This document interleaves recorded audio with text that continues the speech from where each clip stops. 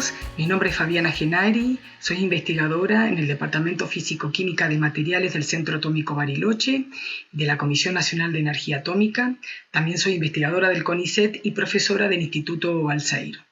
Hoy les voy a hablar de la relación entre el hidrógeno y el dióxido de carbono para que, mediante la integración de ambos, sea posible el cuidado del medio ambiente. Para ello, lo primero que vamos a hacer es analizar de dónde sacamos la energía en el mundo. La tendencia mundial de consumo de energía a partir de diversas fuentes vemos que va creciendo a lo largo de los años y la principal contribución viene de las energías de origen fósil, las no renovables, tanto el carbón, el petróleo como el gas natural. Ahora, ¿qué consecuencias trae sobre el medio ambiente el uso de este tipo de energía fósil? Bueno, por un lado en las ciudades podemos observar el smog, la emisión de gases de efecto invernadero como el dióxido de carbono y los óxidos de nitrógeno, todos estos que se emiten por quema de combustibles fósiles. También tenemos las industrias que usan energía del tipo no renovable fósil, y lo que hemos empezado a observar es la presencia de fenómenos climáticos adversos como importantes sequías en algunas regiones del planeta, mientras que en otras se observan inundaciones. Esto está directamente asociado a las emisiones de estos gases de efecto invernadero, pero para ello necesitamos analizar qué es el efecto invernadero. En realidad el efecto invernadero es beneficioso. Nosotros tenemos por un lado que la radiación solar llega a la superficie de la Tierra y esta parte de la radiación es reflejada, y los gases de efecto invernadero que siempre existieron en la atmósfera devuelven parte de esa radiación hacia la superficie, y con ello el planeta se calienta. Esto es lo que permite hoy por hoy la vida dentro del planeta tal cual la conocemos, pero esto es lo que permite tener temperaturas adecuadas. El problema que ha ocurrido es que desde la revolución industrial ha comenzado a aumentar la cantidad de gases de efecto invernadero, y este aumento de gases de efecto invernadero hace que se retenga más la radiación, entonces sube la temperatura del planeta y con esto tenemos lo que hoy se conoce como cambio climático. Ahora bien, ¿qué podemos hacer para reducir el impacto ambiental de los gases que se generan por combustión de los combustibles fósiles? Bueno, por un lado podemos usar o incorporar a la matriz energética las energías renovables. Por otro, lo que podemos hacer es capturar parte de las emisiones de estos gases de efecto invernadero, fundamentalmente el dióxido de carbono, que es el principal gas.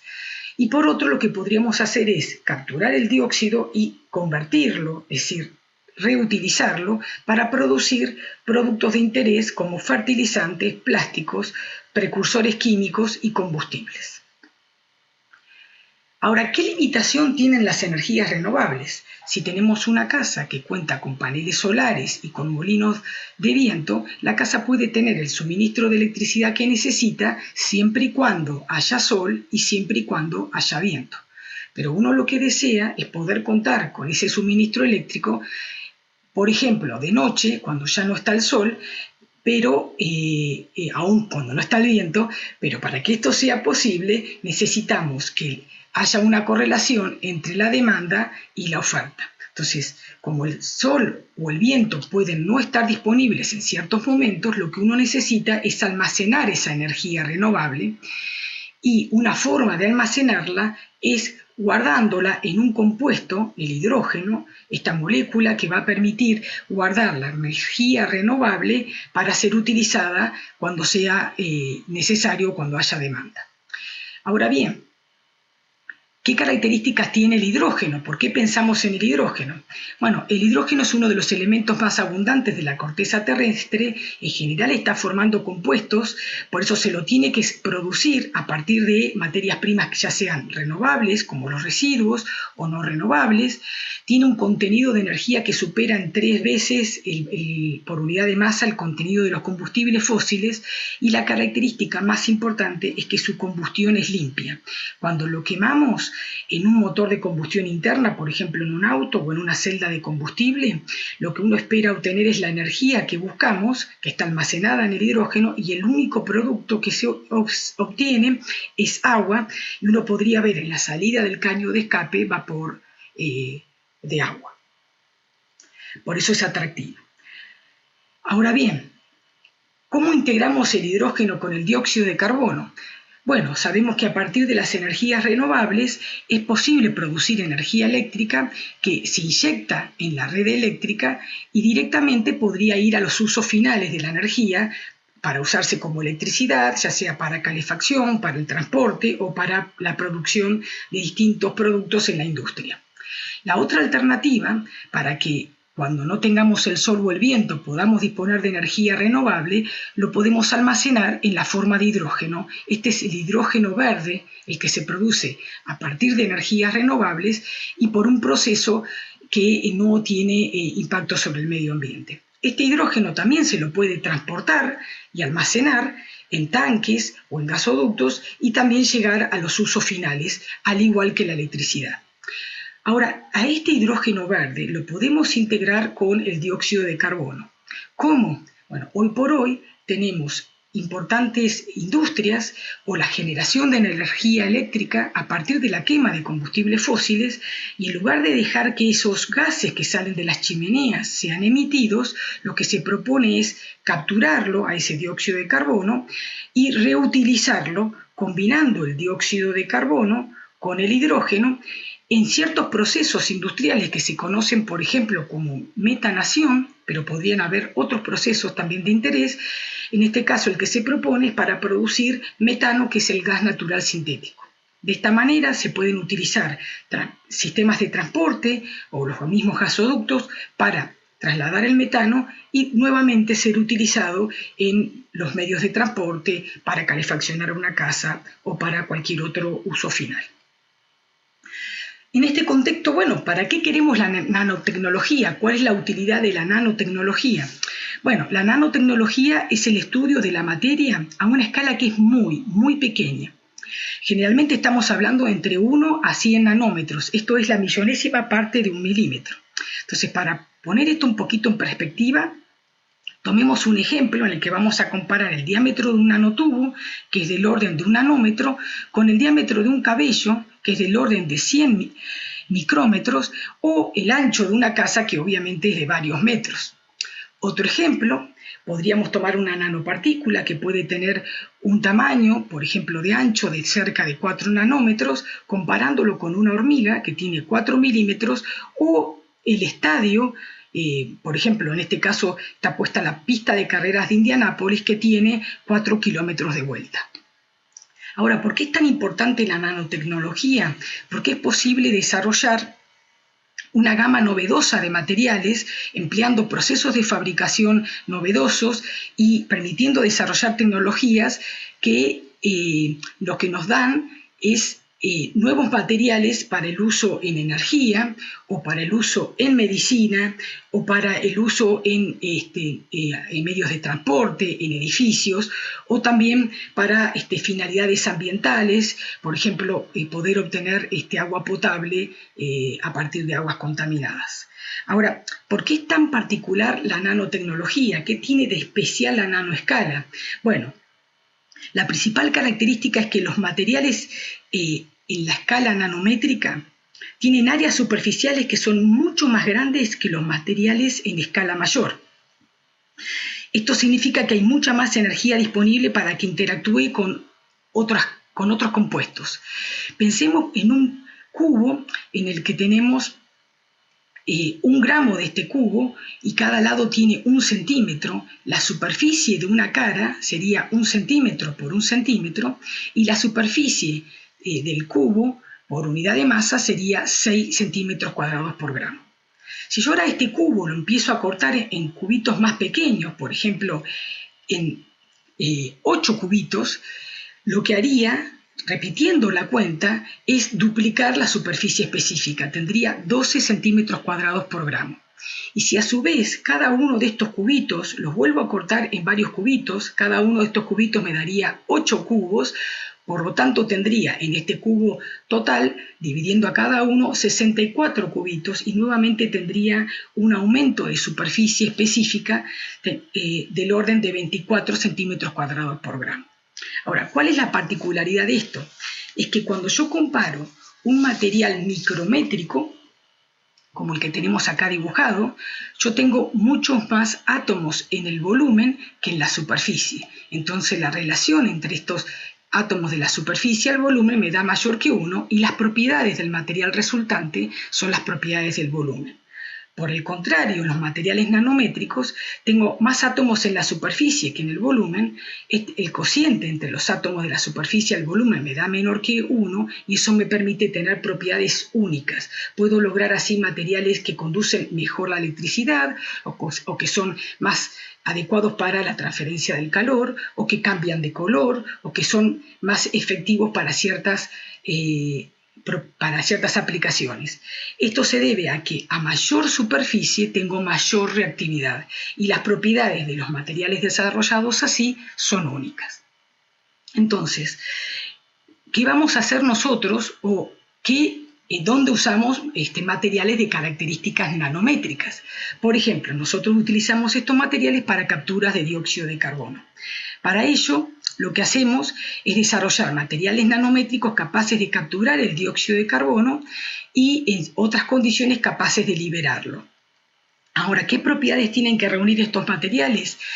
Tienen que ser capaces de capturar una gran cantidad de dióxido de carbono por unidad de masa, por eso que tener alta área específica es muy importante, que tengan buenas velocidades de captura y de liberación de dióxido de carbono. Eso sabemos que aumenta la reactividad con el gas si yo tenía mayor área específica.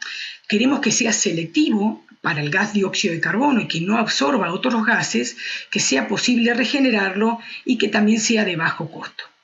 Lo que hemos hecho en nuestro grupo es desarrollar un material a partir de materias primas de amplia disponibilidad en la industria. En Argentina utilizamos carbonato de litio producido en las salinas del norte del país y óxido de silicio producido a partir de arenas. La combinación de estos elementos mediante un tratamiento térmico nos permite obtener un silicato de litio que es capaz de capturar dióxido de carbono, pero este material no tiene área específica alta. Entonces, para mejorar el área específica utilizamos un procesamiento químico que se conoce como molienda mecánica, donde el sólido es puesto dentro de una cámara de molienda y las bolas van girando y golpeando entre sí, y de esa manera yo puedo lograr la reducción del material de partida, que tiene tamaño micrométrico, a tamaño nanométrico, logrando un material de alta área específica y de mayor reactividad.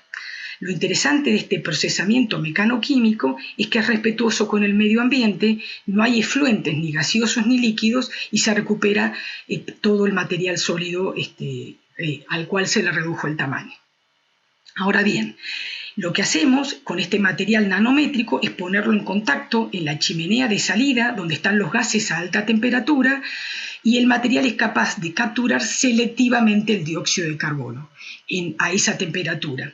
Parte del calor que se libera al absorber dióxido de carbono es utilizado para regenerar material que esté saturado de dióxido de carbono. De esta manera, el material capturador se recicla, se regenera y se vuelve a reutilizar muchas veces. Es decir, lo que nosotros medimos son las velocidades a la cual el dióxido de carbono se captura y a la cual el dióxido de carbono se libera, y este proceso ocurre muchas veces como si cargásemos y descargásemos una pila. Y esto lo que hacemos también es ver cómo cambia la microestructura, pero cuando la microestructura es en la escala nanométrica, logramos una buena estabilidad del material luego de prolongados ciclos. Este material con alta área específica es capaz de capturar 36 gramos de dióxido de carbono por gramo de silicato. En otro lugar donde utilizamos los nanomateriales es para desarrollar materiales para conversión de dióxido de carbono. Queremos combinar el dióxido de carbono con hidrógeno para producir metano. Esta reacción no ocurre a temperatura ambiente, entonces necesitamos agregar un catalizador que es de naturaleza nanométrica, está formado por un soporte sólido y por nanopartículas en la superficie también sólidas, y esto hace que cuando los gases dióxido de carbono e hidrógeno se ponen en contacto con este catalizador, esta reacción ocurra en forma selectiva, me produzca solo el producto que nos interesa con una alta actividad, es decir, con buena velocidad, y que puede permitir un uso prolongado en la industria. ¿Cómo sintetizamos el soporte, que es de característica nanométrica? Poniendo sales de los dos metales que conforman el soporte, de cerio y circonio, se lleva adelante una precipitación en medio básico, luego se completa una oxidación con agua oxigenada, finalmente se filtra el sólido y es envejecido en isopropanol, en reflujo, para que finalmente sea calcinado y filtrado y obtener el soporte, que es un óxido mixto de cerio y circonia con tamaños de partículas del orden de 6 nanómetros y un área específica que supera los 100 metros cuadrados por gramo. Esta alta área específica nos permite poder dispersar nanopartículas, que es lo que vamos a tratar de depositar sobre este sólido, este soporte, y en este caso de níquel. También hemos estudiado nanopartículas de dos metales, bimetálicas de níquel-hierro. Si uno logra dispersiones menores, podríamos tener grupos de átomos o clústeres, y en algunos casos, dependiendo del método de síntesis, se podrían lograr agrupaciones de 1 a 2 átomos. Lo que hemos hecho en este caso es desarrollar un catalizador donde depositamos níquel, a partir de una sal de níquel, mezclamos el catalizador, hicimos una solución y luego lo que se hace es evaporar en un rotoevaporador el solvente para finalmente obtener el soporte con partículas de óxido de níquel en la superficie y luego llevar adelante una reducción con una atmósfera reductora de hidrógeno y obtener finalmente partículas de níquel metálico depositadas sobre el soporte. Entonces, nosotros lo que buscamos es que estos catalizadores sean activos para producir metano y sean selectivos. La selectividad encontrada para estos catalizadores ha sido del 99%, cerca del 100%. Y la conversión, tenemos la curva roja que representan los catalizadores de níquel depositados sobre el óxido mixto de cerio-circonio, con conversiones cercanas al 70% entre 300 y 400 grados centígrados, mientras que los de níquel-hierro tienen conversiones un poco menores, los bimetálicos níquel-hierro. En ambos casos tenemos materiales nanométricos. Acá tenemos una fotografía de microscopía electrónica de transmisión, donde se observan las cristalitas de soporte y hay una cristalita de níquel sobre la superficie, que ampliada podemos ver que son todos cristalitas que son de menos de 10 nanómetros. Estos catalizadores son bastante eficientes gracias a la naturaleza nanoestructurada de las partículas metálicas, del soporte de alta área específica, que permite una interacción favorable entre el metal y el soporte. Para cerrar, les presento el grupo de trabajo o parte del grupo de trabajo del Departamento Físico-Química de Materiales. En el centro, estoy yo rodeada de varios de los alumnos tesistas de doctorado, investigadores jóvenes e investigadores formados del grupo. Y por último, les dejo el contacto del Departamento Físico-Química de Materiales y los correos electrónicos. Muchas gracias por la atención.